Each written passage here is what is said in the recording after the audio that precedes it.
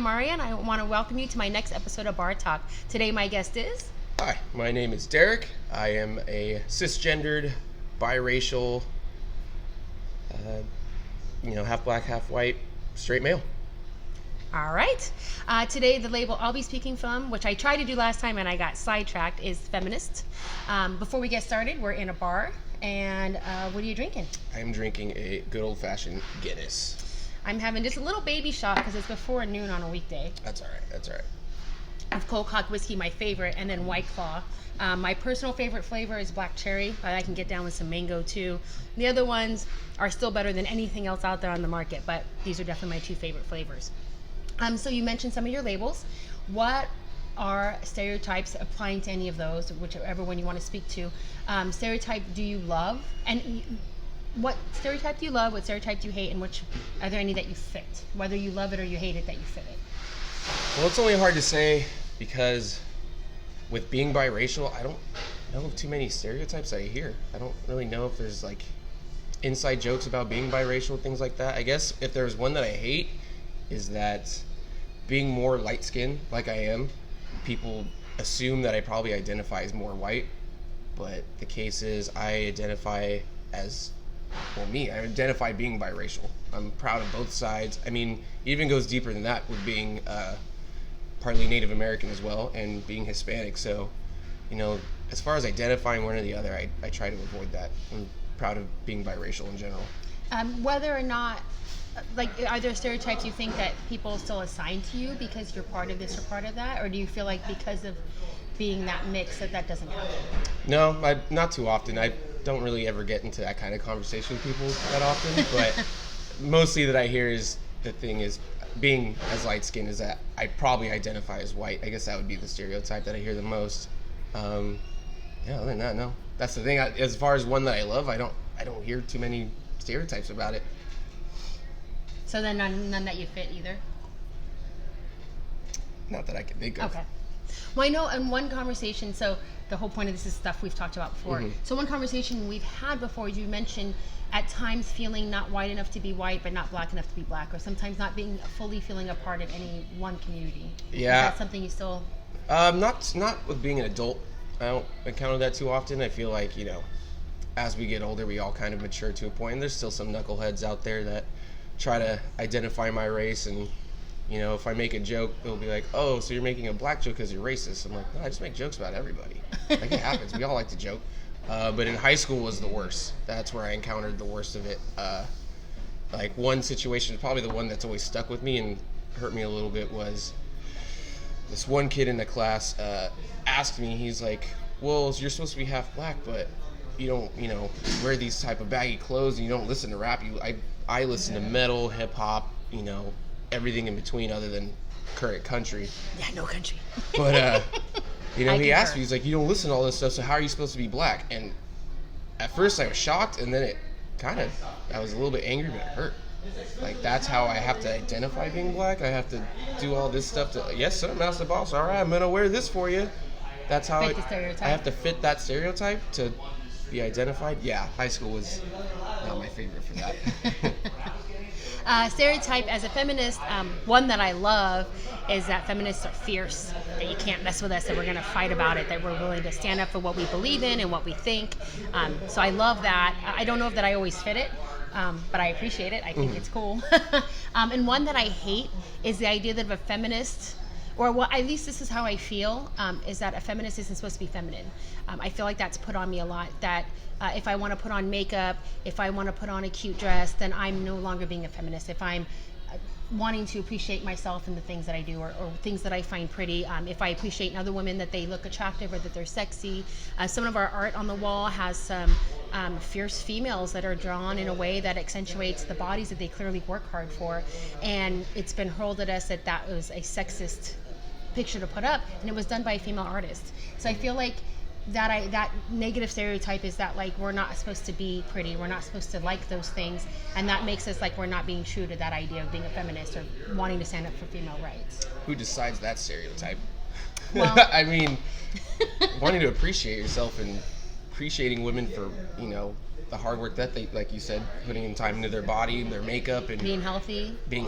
That's just taking care of yourself. I don't really know why that has to be a stereotype or anti-stereotype of a feminist. That's strange to me. It is though, and it's something that, like I said, it's been called out on our bars page before, and I really had to, like, specifically against me, like, how can you put this up when you claim to stand for these things? Mm-hmm. So it's definitely something that has been thrown at me like that, and I agree. I don't like it. Well, no, I mean, as far as my idea of a feminist is always trying to uplift and make more equal opportunities and for women, just everything in like. And my number one thing is to not attack each other. So being attacked on that point by another female was really like, not only do I not agree with your critique, but I feel like you're reinforcing a negative idea of attacking each other when we should just be supporting each other. And speaking, before I forget, feminist too, I wore my Notorious RBG lipstick. This is from lipslut.com, and they donate. They've done a fuck Kavanaugh, fuck Trump. They have an impeachment right now, and this is Notorious RBG, and they donate money from each sale to a certain charity. And I also have my Leia shirt on, which is another thing when that fits in with that whole stereotype. Is that she's General Leia now, that's where her story arc is in the movies, but there's a lot of negativity about the slave Leia, and I don't know, I know she had some negative things to say about her role in that, but like when we go to conventions and stuff and women are dressed like that. Or even some men. Men, for sure. I love those too. I'm trying to get Paul in one. I have a Han Solo outfit. Good luck with that one, oh man. Oh my God, he would rock it. But I love seeing that. I think that's great, and I cheer them and rock on with it, but there's some negative things about that too. Like, that's not an okay way to celebrate feminism. Even though she came back, killed the motherfucker, was the fucking fiercest, you know, like in that battle, she was amazing. It wasn't like she was the helpless damsel. Mm-hmm. They keep going to rescue her, and she ends up being the one that's doing a lot of the work. Yeah. So anyways, I want to mention I specifically dressed for this. Well, where I buy the lipstick, I'll buy some for my girlfriend. Lipslut.com. Lipslut.com. So when it's a new product, you get to vote on where the charity's going to. So like for Fuck Kavanaugh, they have like 3 different support for domestic violence or assault victims. Mm-hmm. So you could pick the one you want, and then the one that got the most votes got. I think it's like $5 a stick or $10 a tube. So anyways, there you go. What are some other things we've talked about? What haven't we? I know. Black Panther. Black Panther. Okay, we can go there. Only because there's a bigger point that it's been on my mind since my last episode that I think all ties in. So I love Killmonger in Black Panther. I want him back. I totally felt for his story, and to me, he was a very sympathetic character that I was, rooting for, definitely in that final battle. But you had a little different take on him. Yeah. I mean, there was still the sympathetic portion of it. What they did to his dad and what they did to him just leaving him there, that was pretty awful. But as far as like his agenda, where he wanted to the same thing where he was like, oh, I'm doing this for our brothers and sisters, I'm doing to protect them, but his whole thing was going on the offensive. It wasn't about defending, it's about going on the offensive. We're gonna just attack all these other countries and continents to help free our brothers and sisters. But then he also counteracts his own point with saying, I had to kill my own brothers and sisters to get here. I'm like, well, I mean, who are we defending? Who are we attacking at that point? And, his idea that he wanted to go public with Wakanda, I totally get that. And wanting to help and defend our own people, yeah, I get that. But the way you're going about it doesn't make me sympathize. So it was a deal breaker for you? Because that was a deal breaker. Okay, hurting his own people. That, and also, instead of defending, he wanted to go attack. It was just, let's get our weapons together. We're just going to go on the offensive and create a whole new world order. And I'm like, all right, let's... So I have to be honest here. A lot of our late night bar talks happen when I've had a few cocktails. Same so here. Sometimes I have thoughts, I have gut reactions, but I can't always articulate what I mean. Oh, I'm an idiot anyway, so I'm going to do my best here. I'm going to stumble and fumble through, and so this is not meant as an attack, but this also goes back to something that was said in the last episode, which I'm also not trying to attack that guest. But what I hear in that argument, what I hear a little bit of, is like when they say, hey, cops, quit shooting black men, and people come back and say, well, more black people are killed by other black people than by white cops or white people, so as if that's justification, and then it's okay and we don't have to have that discussion. So that feels a little bit like that, coming back to that, I guess is one thought that I had. And then another thing that had come up on the last episode, and again, I don't want people to feel like they're going to come on and then I'm going to talk about them after they're gone, right. But there was a statement made, several statements made, and it's not just in that episode, but all over Facebook it seems a lot, about black men wanting white women, And then whether white women should feel safe around black men, it was like, oh, well, you should cross the street. Like, ultimately, women have to be safe, and if they don't know if it's safe, they should cross the street. There was something you said, and I don't mean to interrupt. Sure. It's been on my mind, and knowing you, Marya, knowing the person that you are, you've told me the story too, and then you also brought it up on the last episode. Was the gentleman in the bar asking you about if I walked past you or something like that, and then what was I said if you smiled at me, I'd smile back. That was my answer, which Right. I felt good about when I said it, and which was praised on Facebook. Right. But now, in hindsight, 2 years later, I have a very, like I said, I have a very different feeling. Right. My only thing about that is I've known you for a good while. I know the person that you are. When it comes to situations like that and then you feel bad for it, I hope you would never do that, because for anybody, it doesn't matter what color they are. If I see someone with a hood walking down the street and they're looking straight ahead or down and not looking at me, it's that thing of if you don't kind of make that eye contact of Right. like, all right, I see who you are, I see what's going on here. I don't need a smile, but me personally, I don't trust anybody walking down the street. Well, and I guess, like, the man who asked the question was jovial. He was not in a hood. Like, in that original bar talk from 2 years ago. Right. There was nothing the least bit. And I know that people can say, like, I can make you feel threatened. I can handle myself in a way that you don't feel is safe. And I get that. But I guess my point was that what that statement meant was, you're not safe. I'm working off the premise that you're not safe until you tell me you are. Right. And when that really, my eyes got open to that, and I started approaching the world in a different way. And I'm not talking about alleys and not feeling safe, but just in general in how I act to people. And when I smiled first, when I said I'm okay, I'm safe, their whole demeanor totally changed. And I'm not talking about being dangerous. I'm talking about being like not looking grumpy as a checkout stand. So it was just that idea that, and it was specifically, he was talking about a black man. He wasn't talking about any man walking up the street. He was talking about a black man. Like, do I feel safe? And I said, yes, as long as you tell me you're okay.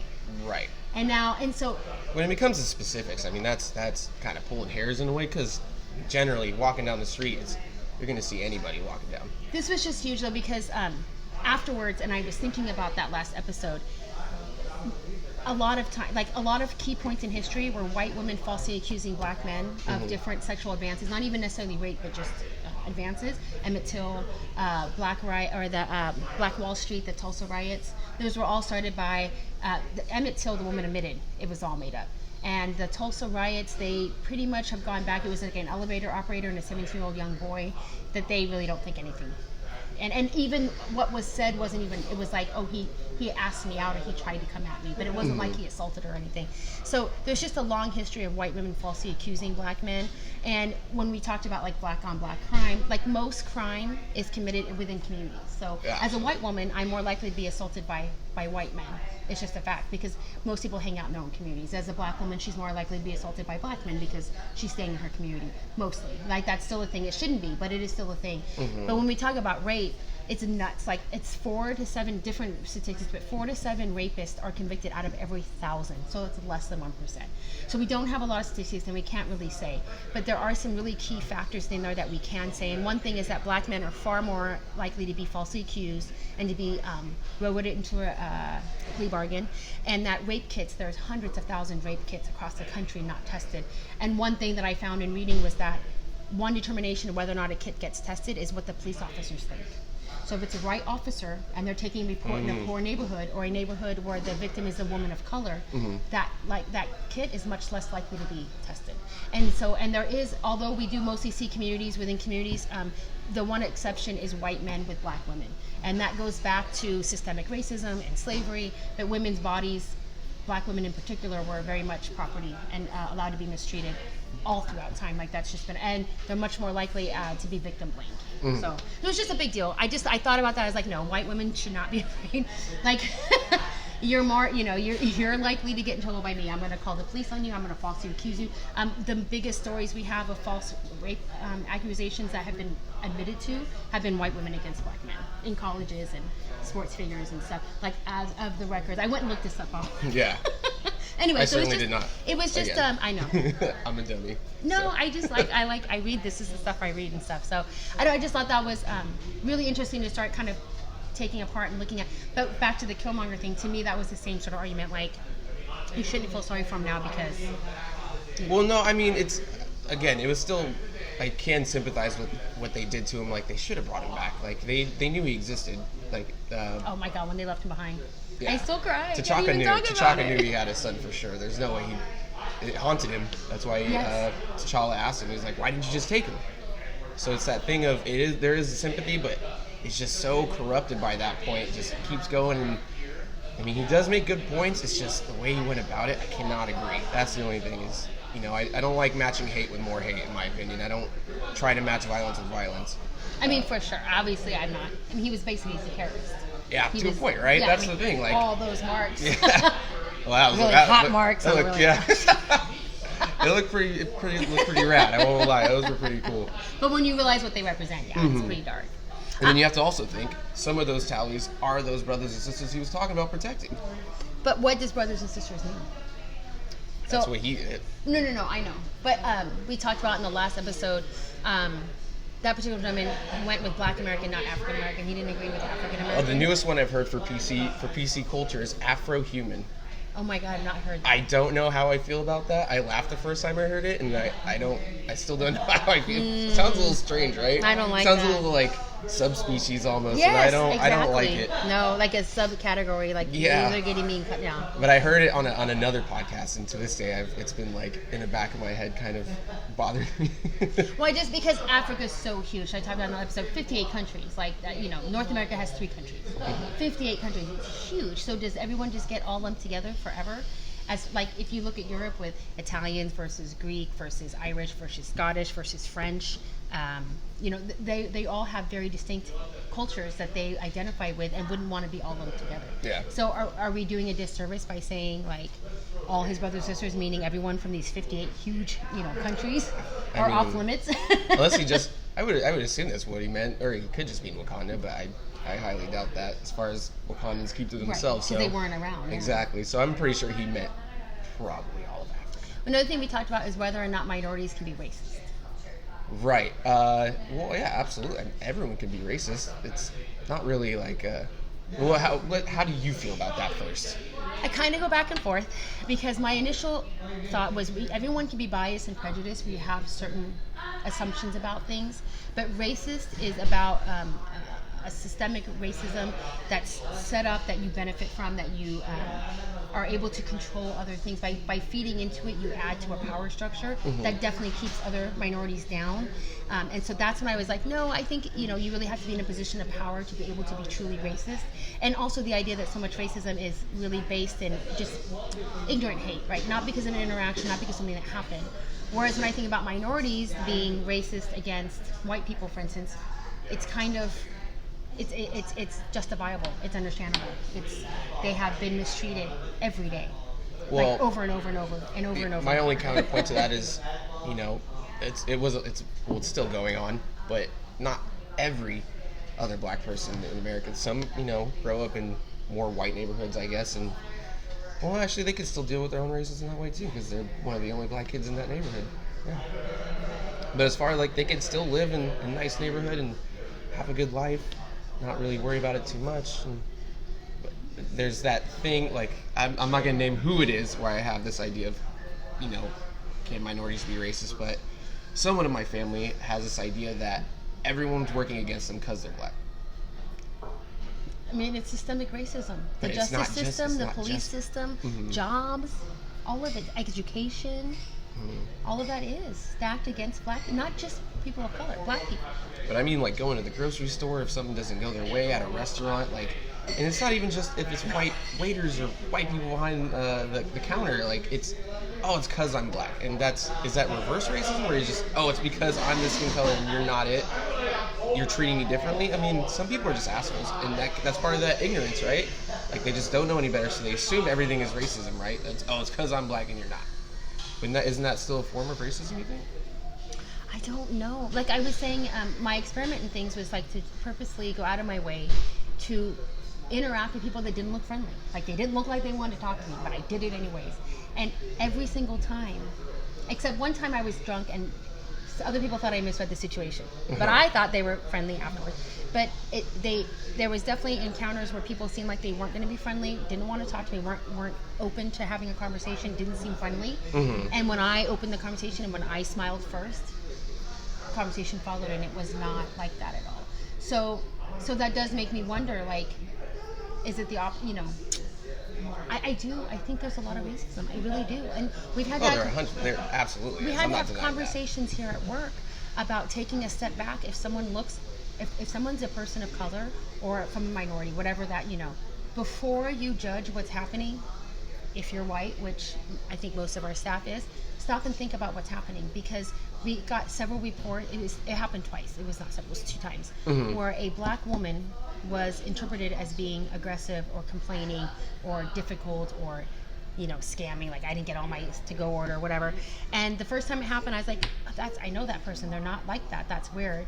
And then the second time it happened, I ended up talking to that woman. She came in like 3 nights later. I had a conversation with her, and then after she walked away, someone was like, oh, that's the one I was saying, and that made me realize that people have different ways of talking. That's part of where they were raised or how they were raised. Right. That can be interpreted as being aggressive or being confrontational or whatever. And you really need to stop and say, is that what I'm hearing? And that woman, like the one that I didn't know that I started talking to, she didn't seem as friendly at first, because the world shits on her all the time. And people who look like me shitty to her all the time. And it wasn't until I was smiling first that I got a positive reaction from her and had a conversation, and everything was like totally fine. So I do wonder, like, I don't know, like if that was my interaction every day, where some stuff just kept happening, because they've done studies. They did it was like resumes. So they set up the same exact, it was all experiments. So they faxed them. No one met anyone, but they faxed the identical resumes with work experience, education level, blah, blah, blah, and made the names that sounded distinctly black, or gave them an address that was in a distinctly black neighborhood. And they were called back. White convicts were called back more than college-educated black men.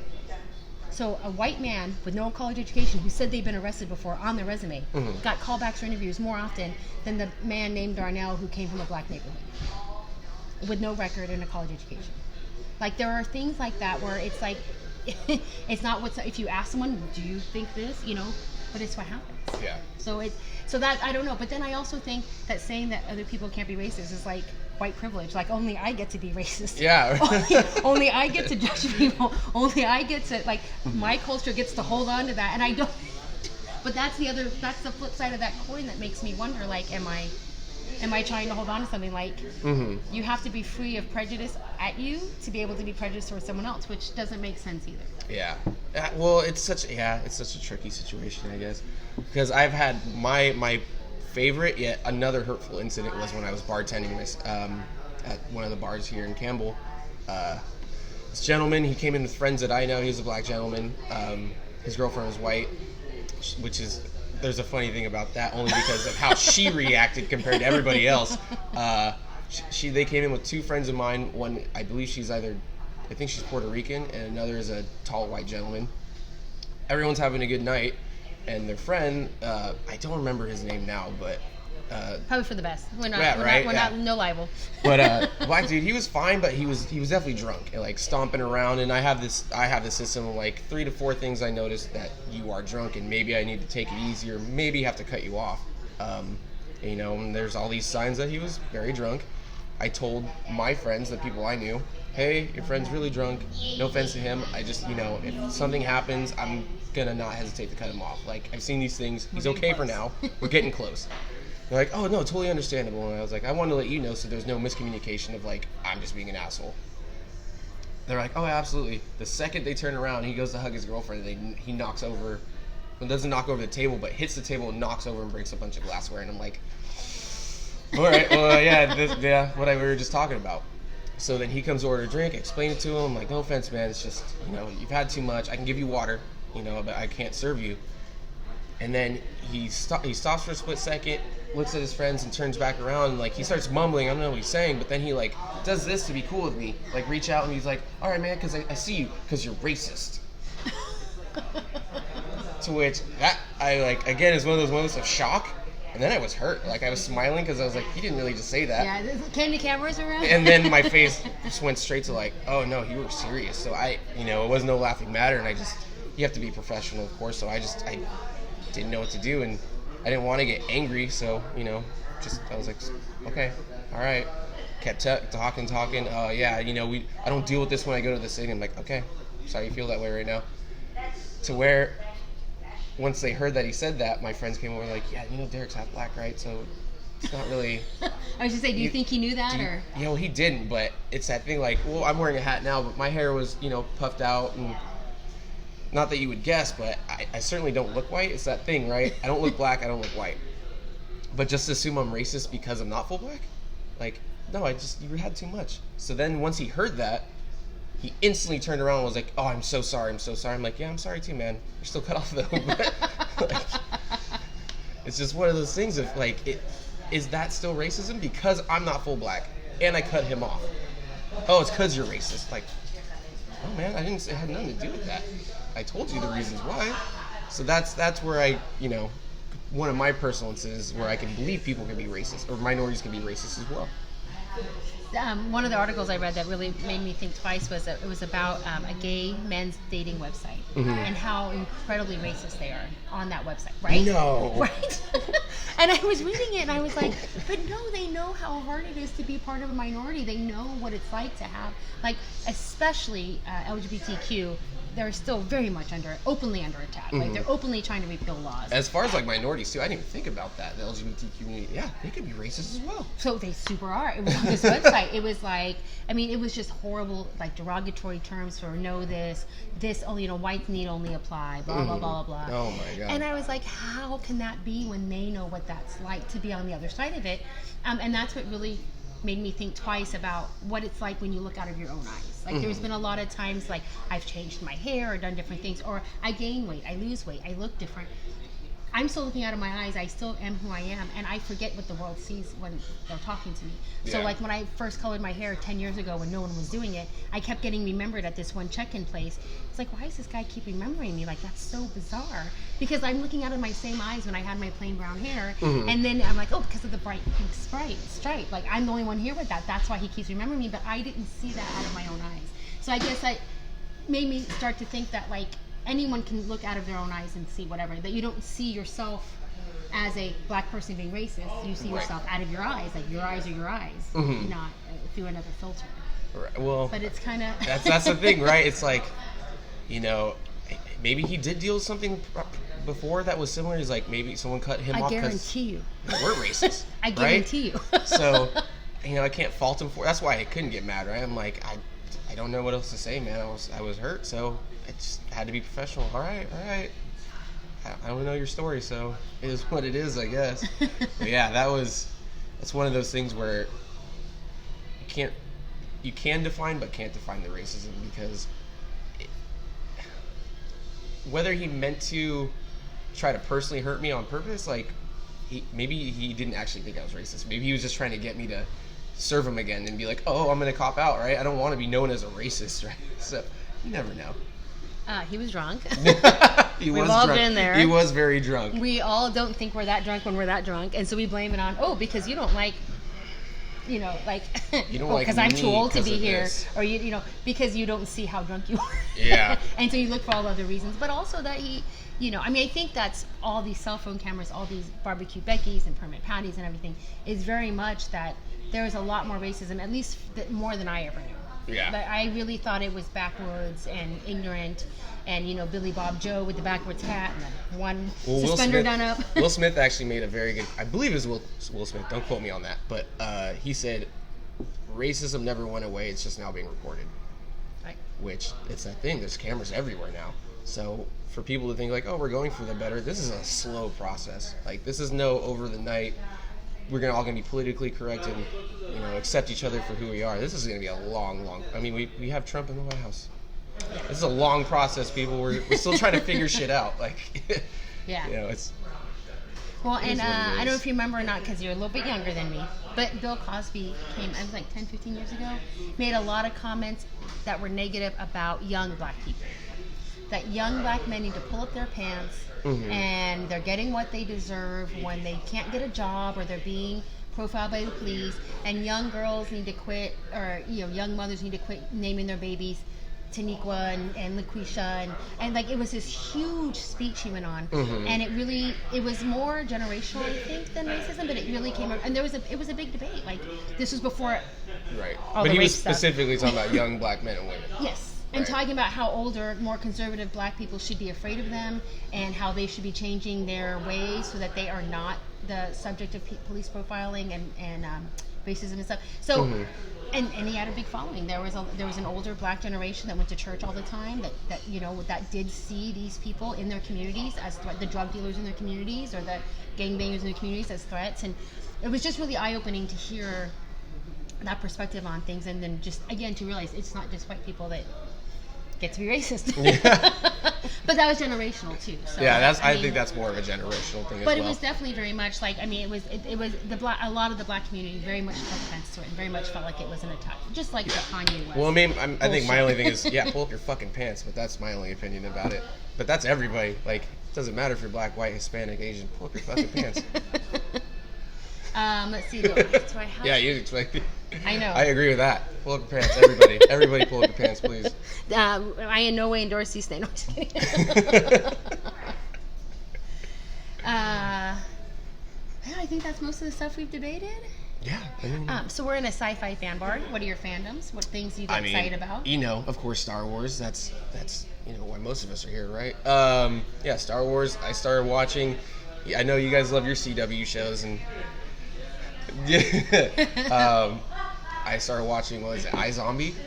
Terrible show, but God, I love it. See, it looked interesting, but I'm very squeamish. I'm very delicate, and it looked a little too violent. It's it's a little violent, but it's all cheesy. Like, they don't even get the brains the right color, so it looks like a cartoon brain. You've had a lot of brains on your plate? No, I just know what they look like. People study. So iZombie's good. Is it still on? Yeah, I think it's actually on the 5th season, maybe the 6th. I think the 5th season's on Netflix, but that's a fandom that I like right now. I didn't think I'd like the show, but I got caught up in it. It's on your hat. Oh, well, of course, Black Panther, right? That's part of why we had the conversation, of course. And our favorite line from was it both of ours favorite line, right? Was it you and I that had that conversation? Our favorite line, what was yours? When he jumps off and he says, "As my brothers and sisters in bondage said, I." Oh no, it's not my favorite. It's not my favorite. Maybe it was someone else I had that conveation with. Actually, it's probably the one I liked the least was "Bury me in the ocean with my ancestors." Yes. We actually had the biggest headbutt about that. Because I never heard it before. Mm-hmm. So maybe you probably have. I think it wasn't a new quote from that movie. I believe that was it goes back. I mean, there's a story about they took over a ship. The slaves took over a ship, and then they jumped off before it. I mean, it's a story. It's not. Oh yeah, okay. Well, I mean, as far as just the quote in itself, no, there is a whole backing to it. You're absolutely right, but just the quote itself. But I never heard any of it before that. Like, because of that quote. Yeah. There was articles that followed on Facebook stuff that made me aware of the whole story. And actually, there's a movie about that, I believe, isn't there? I could be wrong. I believe.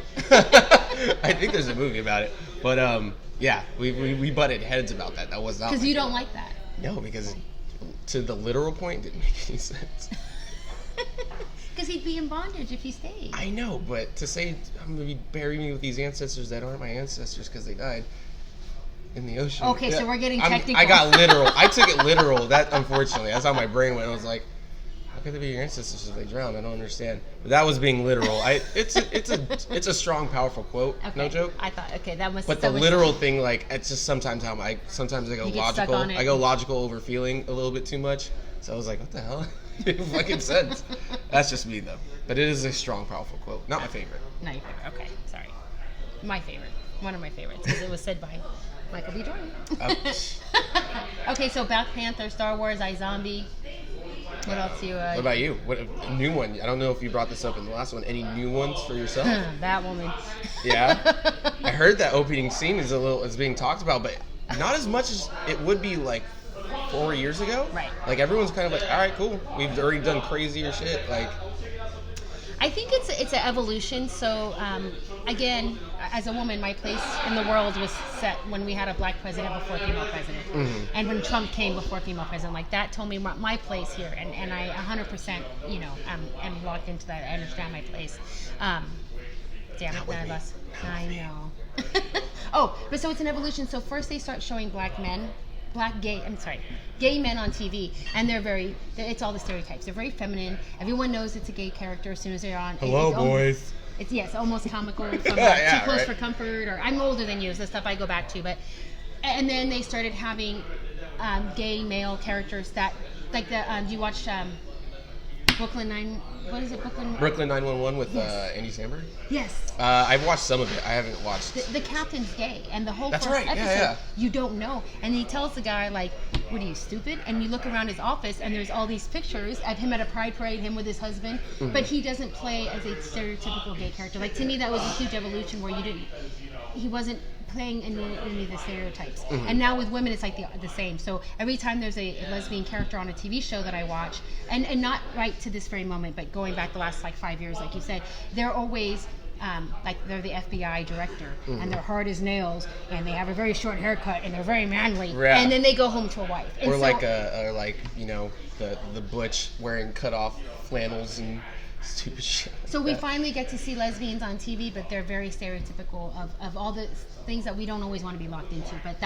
that's how it's portrayed. And so I feel like this is evolution of where we finally get to just see, and that's where this comes in, where Ruby Rose is definitely more, she's got the shorter hair and stuff, but she's definitely more feminine, and her love interest there was more feminine. So it wasn't portrayed as this like... I haven't watched it yet. I saw this whole article and I was like, I was surprised only in the sense that nobody was losing their minds about it, which I'm like, okay, this is one of those things, a step in the right direction.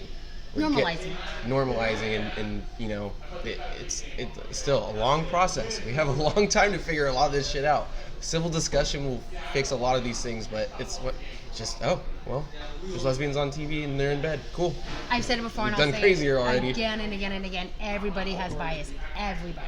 Yeah. And so it's really, you have to figure out. And, we didn't talk about. Do you have a bias? Is there a bias you have that you have or have?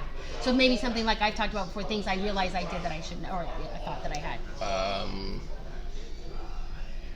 No, not really. I don't know. Well, I can't really think of one offhand.